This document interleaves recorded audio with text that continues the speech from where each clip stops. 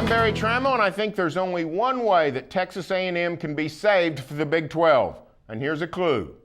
He's running for president.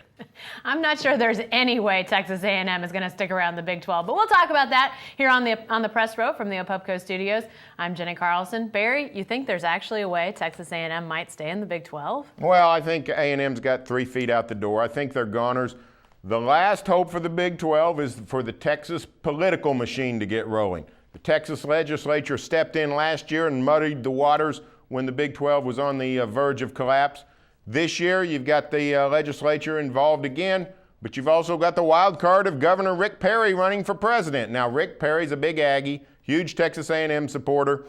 He doesn't want to rile up, Aggie Nation, but he also wants to keep everyone else on his side too. So I think if the Big 12 could find a way to frame it to Rick Perry and say, hey, you got to save A&M for the Big 12, he might go for it. I don't think there's anything that's going to save A&M from going to the SEC, even Rick Perry. And you know what? He had a brilliant move when he was getting ready to run for president. He starts talking about, well, I hear that there's talk about A&M to the SEC, but I really don't know. You probably need to talk to their people. And that was the week he decides to run for president. He announces he's going to run for president. Everybody's talking about Rick Perry and the SEC. That was a bigger deal than him jumping into the presidential election. But even at the high level where he is, such a mover and a shaker, I just don't think there's any way Texas A&M has not gone to the SEC. I think it might work out for A&M. I think they're going for maybe the wrong reasons, but I think it could work out for them. And I don't even begrudge them. I don't blame them for wanting to get out of the shadow of the University of Texas either. I just think that too many things have passed. What happened was A&M wanted to go last season. They wanted to go last summer. Some things happened, the political situation being part of that. And A&M for 6 months, 8 months, 10 months regretted not going.